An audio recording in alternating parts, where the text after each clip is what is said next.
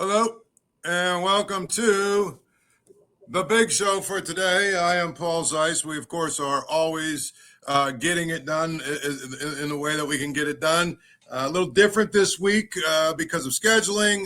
I will actually be recording these, and we will not be doing them live, but you will still be able to be treated to all of the wonderful musings that I will give to you and whatnot. We obviously just came off a holiday weekend. Hopefully all of you had a great holiday weekend and a great time when it comes to spending some time with your families and everything else. And then we are now through July 4th, which means we will be making the sprint to training camp. And believe it or not, we're sitting here talking about training camp already. I can't believe that's where we're at, but it is where we're at. And so hopefully you all will be ready for that and we'll have a good time doing the things that we do. We can get started with, I'll tell you where I'm going to get started. Did you happen to see this article about Terry Bradshaw and basically the way that he saw Chuck Noll? I thought this was like one of the more interesting things that has come out in a long time. And quite frankly, there's not a whole lot new and interesting that has come out. And we all kind of knew that Terry Bradshaw and the Steelers had an icy relationship, and the fact that they basically didn't really speak to each other, so to speak, for a long, long time. And I'll be honest, I think one of the things that is important is that these kind of details sort of tell you a little bit different story. Because one of the things that has often gone on when it comes to Chuck Noll is that you never hear anybody say anything bad about him. And I think that it's interesting that you have Terry Bradshaw, who's somebody he would think that would have been Chuck Noll's favorite player because he's probably their most important player back then. But he says, I did not like my head coach at the time, Chuck Noll. He was not a nice person. He was mean to me. In all my 14 years of playing for him, he never shook my hand one time. Nice job, Terry. I was walking out, going to the field to play the Cleveland Browns, and he stopped me and he said, you mess up out here today, I'll bench your ass in the first half. I'm glad I played for him because I couldn't stand him, and I learned through the hurt and pain of someone taking something from me that I absolutely love, which was quarterbacking the Steelers. And it's interesting, he didn't show up for the, Chuck Noll's funeral, even though he was in town, by the way. That was what really got really got people upset. He could not bring himself, because he was in town. He was at the Meadows doing, some kind of, I think he was doing a country music show or some kind of show at the Meadows. So he was already in town when the funeral happened, and everybody expected him to show up, and of course he didn't. And that's just what that's just one of those things that probably didn't sit right with everybody else. And so I think one of the things that is, because, and I'll bring this back to something that somebody in my mailbag, believe it or not, last week asked me. And that is, how and why have the Steelers not retired Terry Bradshaw's number? And this probably goes a long way to telling the story as to why for a long time Terry Bradshaw and the Steelers had no relationship at all. And I think that when you look at deeper into it, clearly Chuck Noll was the franchise. Clearly, his presence probably was a big reason why Terry Bradshaw didn't want anything to do with the Steelers for a long, long time. And I remember I was at the game where he actually came back for the first time. I forget what it was. They were, recognizing or honoring, one of the teams or whatever that he was a part of. And it was an emotional night. And I think one of the things about, the Steelers organization is if you look at the guys that they have retired their numbers, they've all been guys that are probably really, really all in as Steelers. And I think that's the case. that is, to me, what really is the essence of it all. Franco Harris, for instance, was Mr. Steeler. Like Franco, there are people that say he was the most important player in that dynasty of the 70s. Some say Joe Green. Again, I'm not sure how you could watch some of the highlights of those teams, especially 77, 78, 79, 80, those teams, and not come to the conclusion it was Terry Bradshaw. In fact, I often think that he's maybe one of the most underrated quarterbacks in the history of the NFL. It's almost like there are people who believe that he was just sort of a pedestrian along for the ride when the Steelers won those 4 Super Bowls. And I'll tell you, that's probably not the case. And actually, I would actually compare it to Tom Brady in some ways, and even Big Ben. Tom Brady, his first 2 Super Bowls, actually probably his first 3 Super Bowls, those teams were carried by the defense and by Adam Vinatieri. Brady made plays when he needed to make plays, but the reality is that was much different than the second group of Super Bowls they won, where they were 100% just reliant on Brady. Well, in Big Ben's case, the first Super Bowl that he won, everybody gives him all this credit, like, oh, well, they don't get there without him. And I've often said the most overrated game ever played by a quarterback was that Colts game in the playoffs. So it would have been about 2005 or whatever, where the Steelers went out there and upset them, 21-18, I think was the final score. People say, oh, yeah, that Big Ben was amazing. Have you ever actually stopped and looked at that game? The Steelers were a running team, a running play defense team. They came out the first 2 drives and they, passed the ball around a little bit and scored 2 touchdowns to go up 14-0. After that, Big Ben did nothing in that game. The game-winning drive, which what turned out to be the game-winning points, look it up. Look up the play-by-play. It was 9 runs, 8 by Jerome Bettis, I think. Not a single pass in that 3rd touchdown drive. I mean, didn't do anything in the second half. They were better than Denver. I mean, with Jake Plummer in that team, it didn't matter. Whoever they had at quarterback, they were going to win that game. And then when they went and played against Detroit, I think Ben had the worst numbers for a starting quarterback that won a Super Bowl in the history of the Super Bowl. He did nothing. Outside of the best pass was thrown by a wide receiver in that game. He had a quarterback sneak where it's probably 50-50 whether or not he actually scored. But the reality to me is he evolved as the Steelers evolved, and that second Super Bowl was 100%. I mean, the defense was still good, but their offensive line was bad. They didn't have a great running game, and basically the offense was carried by Ben. And then really his last 10 years or whatever, 12 years, that team became the team that really Ben carried the offense and all that other good stuff. Well, guess what? Bradshaw, the first 2 Super Bowls, especially the first Super Bowl, right? They were still a really run-heavy defense team. And I think wasn't the score at the first Super Bowl, I think at the score at halftime might have been 2-0 or something, or 5-0 or something. I mean, those early teams, yes, they were 100% a defense and rebounding team. 100%. I'm rebounding, defense and running the football team. But as it evolved and you got into the 3rd or 4th, 77, 78, 79, look, 80, look at those teams. Bradshaw carried those teams in a lot of ways. They still had the running game and all those other things, but you watch those Super Bowls, the biggest difference between them and the Rams and them and the Cowboys, Bradshaw making big plays down in the passing game, making some of the most clutch throws you'll ever see.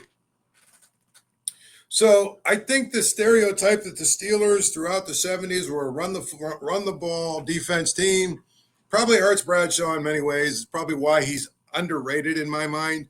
The guy won 4 Super Bowls. I can point to a lot of clutch plays the guy made in his career. I think it's one of those things where he just has always not quite gotten enough credit as he needed to. But it's really kind of amazing when it comes to the Steelers organization. Because, I get Joe Green, I get Franco Harris, but Bradshaw should be right there with those 3 guys. Because without Bradshaw, none of that happens. If they had Joe Gilliam, as talented as he was, I don't believe they win 4 Super Bowls. If they had, was it Kruzak or whatever his name was, Mike Kruzak, I think was the name of their backup. I don't believe they win 4 Super Bowls. So I think that you have to give him a lot of credit, a lot more credit than a lot of people want to give. I thought it was really telling this weekend when he was talking about his relationship with Chuck Noll and how he didn't have a relationship. That's the biggest thing. And that's where we're at with that. It's kind of an interesting discussion, but it's something that I saw this weekend that I thought, man, Bradshaw really doesn't ever get a whole lot of love that he deserves. That's really the biggest thing about it. And I think that it's probably where it is. So let's talk a little bit about this team. Let's talk about this team. I think that, let's talk about another former quarterback first. Big Ben, who does his podcast. And what I like about his podcast is there's always one little passive-aggressive little dig somewhere. There's always some nugget you can pull out of it that turns into something. And, of course, he's talking about debating, I guess, or whatever. And he says that he would take Aaron Rodgers in his prime over Pat Mahomes in his prime. And I find that to be interesting. I think arm talent-wise, there might not have ever been a more talented passer than Aaron Rodgers. I do. But I have a hard time with this one. Because I think Patrick Mahomes, for all that he does, is not probably getting enough credit for what he did this last season and even the season before. I mean, they basically took away all of his weapons. He has an old tight end who's reasonably good at getting open from time to time. They've added some, 5 guys named Mo at receiver. I can't even tell you who their starting running back or leading rusher is every weekend. They've had a pretty decent offensive line, and they have Mahomes. And basically their defense has carried them, in many ways, but guess what? Their defense gets them to the third or fourth quarter. It's Mahomes that wins these games for them every single week. And, I mean, the fact that he already has, 3 Super Bowl titles, I think, and he's been to, 2 others maybe? Something like that? I think Ben Roethlisberger, it's one of those things where I think, Rodgers is somebody that he either likes or admires. And so he goes out of his way, to use him to take a shot at Mahomes or whatever, because Mahomes is the flavor of the month. And actually, Mahomes became the flavor of the month while Ben was still trying to play. And so it wouldn't shock me if there's some other motivation here. But I look at what they did and how they play and their style and all that other stuff. Rodgers is an incredibly talented passer who I think has had a pretty good career, obviously. Is going to be a Hall of Famer. When I look at Mahomes, I think this guy has a shot to be the best of all time. There's something to be said about the fact that he's making, $50 million or whatever he's making now, $55 million. And so the Chiefs are never really going to be able to rebuild, because they've got a lot of money tied up in their quarterback and a couple of key defensive positions. I was of the opinion early on that, the Chiefs would probably stop winning Super Bowls pretty quickly because of their money, and they had money they had tied up in the quarterback and a couple of other spots. But watching Mahomes last year, I mean, there were some games where, he basically just willed that team to win. And at the end of the day, if it's the fourth quarter and he's got a shot, you're betting on him every time. I mean, you get into the fourth quarter of these playoff games. 6 minutes, 7 minutes to play. It's a 3-point game or a tie game. Who do you want? Mahomes or Josh Allen? Bills against the Chiefs. Who are you betting on? Lamar Jackson against Mahomes. Who are you betting on? Anybody else against Mahomes? Who are you betting on? I mean, if you look at the 2 Super Bowls that he lost, which, by the way, I think are the only 2 playoff games he's lost in like about 6 years or something stupid like that. If you look at the playoff games he's lost, at the end of the day, they just got their ass kicked both times. The Eagles were just that much better than them. They couldn't do anything with them. And, the same thing when they played Tampa. They were, their offensive line was beat up. And, Mahomes got killed in that game, and they got killed. It wasn't even close. And so, those are the games that he's lost in the playoffs. But anytime he's had a chance, anytime he's been around, anytime he's been in it, right? Anytime, guess what? Guess what? Anytime he's been close or been in it, he's won the game. There's one exception. I just pulled it up. I just got a thought in my head. I pulled it up and I was right. When they played the Bengals in the AFC title game and Joe Burrow outdueled him, and the Bengals won in overtime. That's the only game I can come up with in the playoffs where it was close and Mahomes didn't win it. I mean, the 2 Super Bowls that he's lost, he got killed in both of them. Like it really wasn't even all that close. I mean, the Eagles destroyed them and Tampa Bay destroyed them. But think about this, okay? Lost in the AFC Championship game to the Patriots in 2018. This is Mahomes in the playoffs. Won a Super Bowl, lost a Super Bowl. Okay, so now he's 4-0, 6-0, 6-1. The next year, he lost in the AFC title game. So he's 8-2. Then he won a Super Bowl. Let's see, that was 3, so it was 11. Then he won another Super Bowl. That's 15-2. And then last year he won 2 games, 17, lost to the Super Bowl. He's 17-3 in his last 20 playoff games. I mean, that's just stupid. I don't care what anybody says. He's 17-3 in his last 20 playoff games. So I don't know how we come to the conclusion, honestly, that you think Aaron Rodgers is better than him or anybody that's better than him. The only guy that ever beat him in a close playoff game, ever since he lost to Tom Brady and the Patriots back when, is Joe Burrow. But for the most part, he's 17-3 in his last 20 playoff games. 2 losses in the Super Bowl, 1 in the AFC Championship game. I don't even know what to say about that. That doesn't even seem real. That doesn't even seem real. Doesn't even seem human if you think about it. It just doesn't.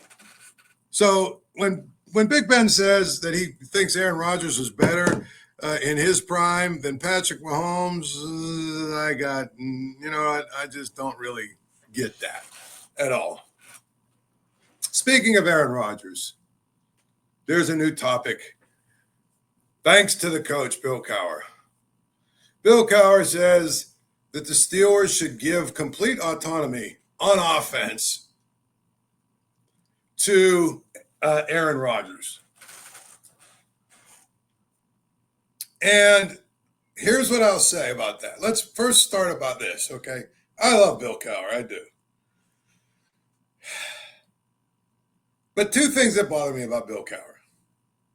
One, his worldview and vantage point of football is based 20 years ago, literally. Like when you hear him talk on these shows, or if he's on a halftime show or something, he's always talking about how, oh, well, you know what? There is, they've got to run the ball. They've got to play defense. They've got to, special teams. Every drive that ends in a kick is a good one. All of those things, the way his philosophy was.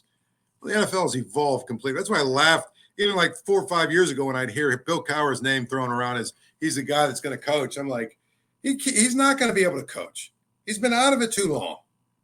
He doesn't understand the new NFL. And he doesn't understand, and frankly, that's part of the reason why he got out of it. I know, his wife's health, there's a number of other reasons. But that was part of the reason why he got out of it. That was it.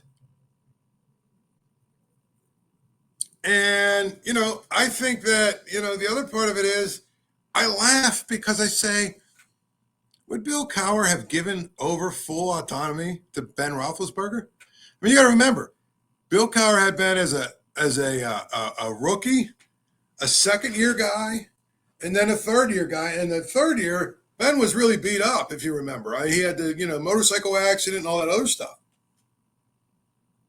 So to me, I'm looking at it and I say, would Bill Cowher as Ben Roethlisberger begin to evolve, give full autonomy to him as offense? I have a hard time believing he would have. I will say, Bruce Arians would probably still be the offensive coordinator if Cowher was still around. And Arians would have let Ben do whatever he wanted to do. But I just think if you have Aaron Rodgers, you have to, if you're Arthur Smith, design an offense that feels comfortable and good for him, takes advantage of his skill set now, not 6 years ago, but what is his skill set now? And then the third thing is this.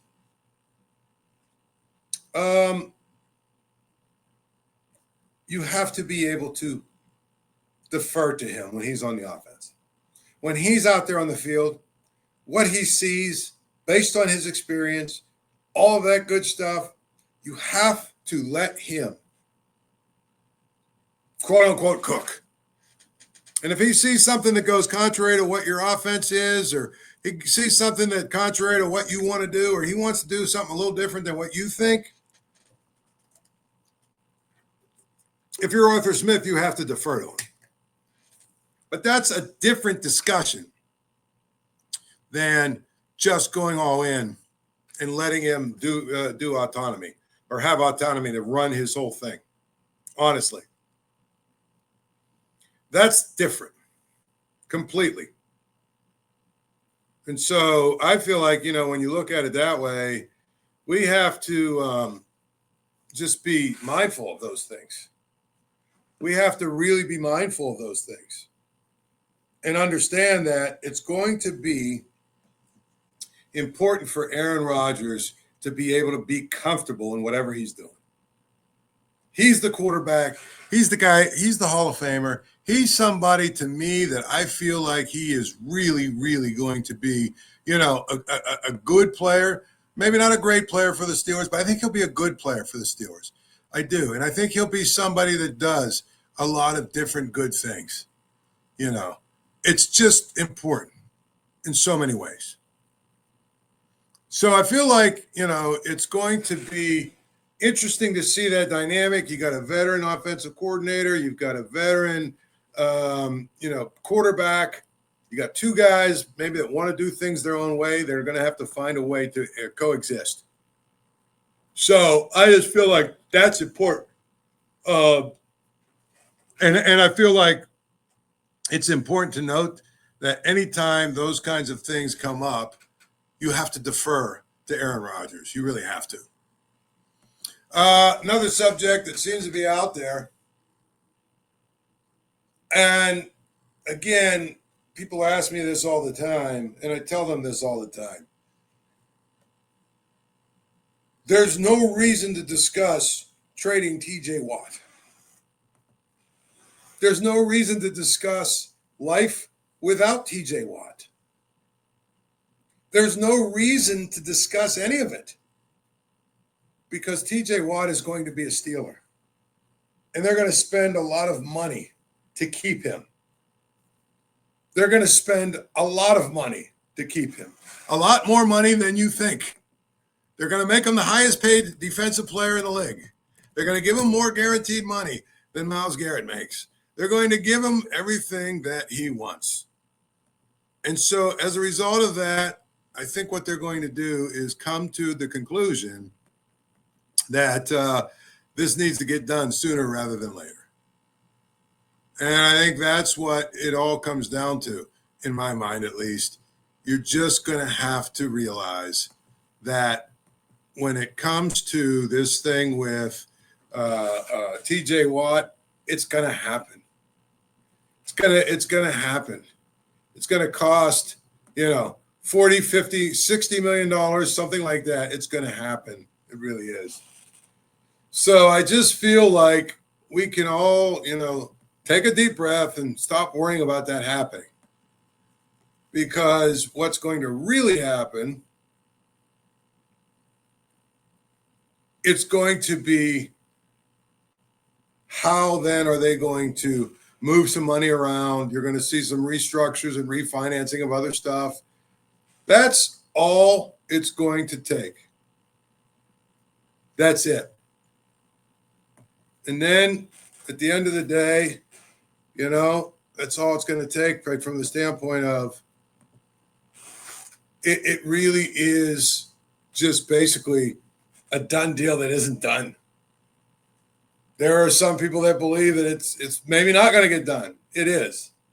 It's a done deal that just basically is one of those things where they just have to make sure that, they figure out all the other money around it. But T.J. Watt's going to be a Steeler. And one of the things I'm going to tell you, I get a kick out of the fact that Steelers fans and Penguin fans apparently are so basically hung up on the idea of one helmet guy. Who cares? Wayne Gretzky wasn't a one-helmet guy. Joe Montana wasn't a one-helmet guy. Peyton Manning wasn't a one-helmet guy. Brett Favre wasn't a one-helmet guy. Who cares? You know what I mean? Like, I could go down a list of, like, all-time greats who weren't, quote-unquote, one-helmet guys. Mark Messier wasn't a one-helmet guy. And I think he won, 6 or 7 Stanley Cups or whatever. I mean, there's times to move on.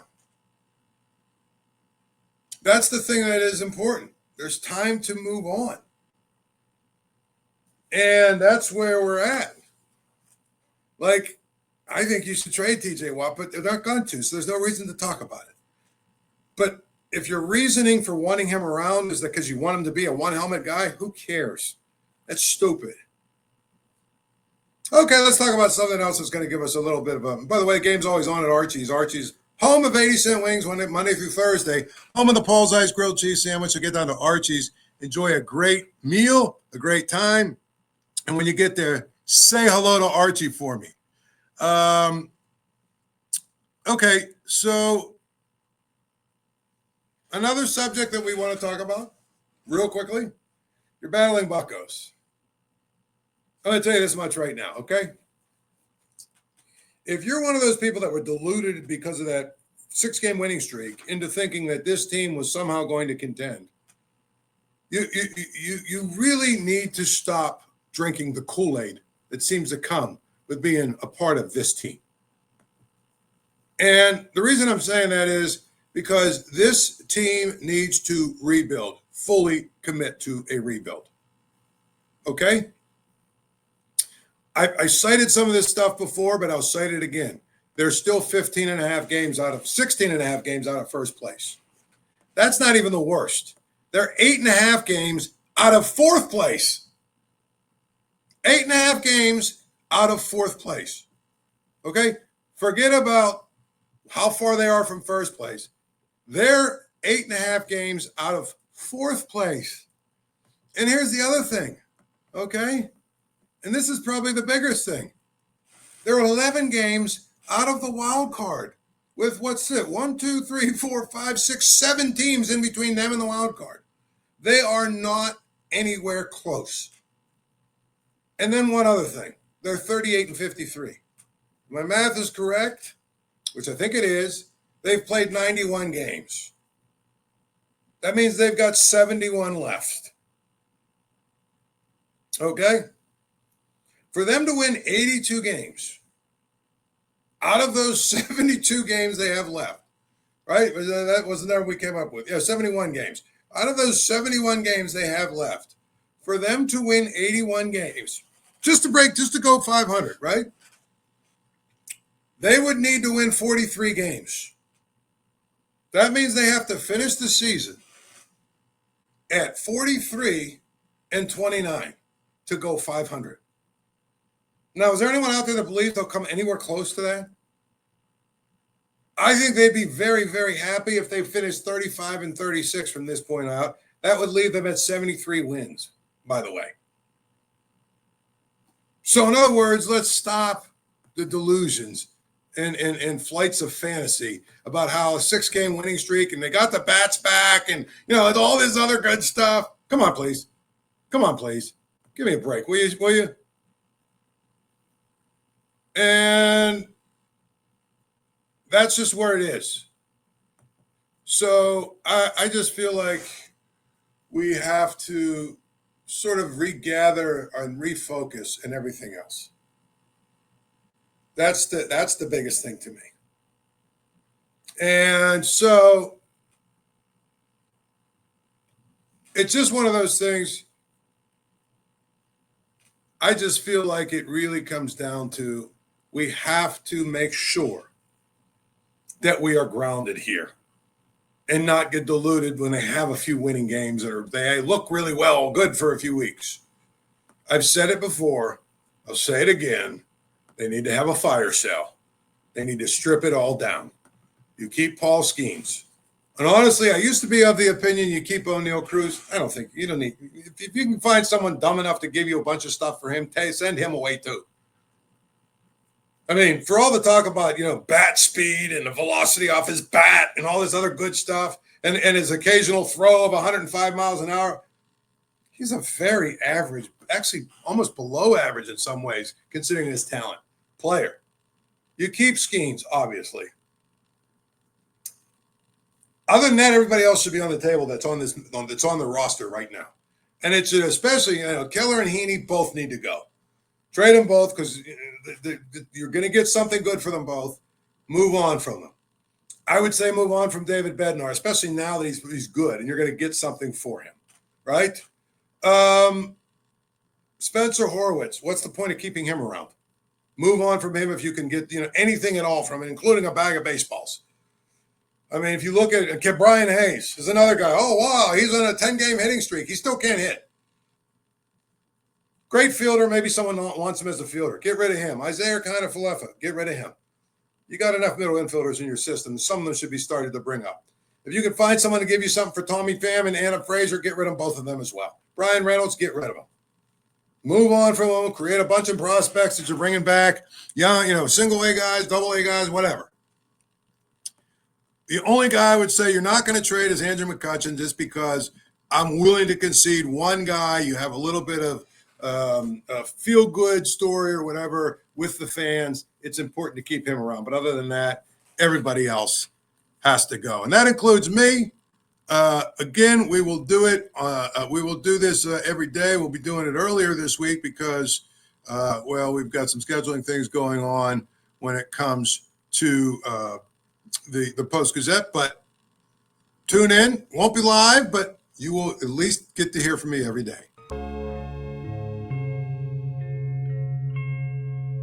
Thank you for checking out this content from Post-Gazette Sports. If you watch this video on YouTube, please like the video and subscribe to our channel.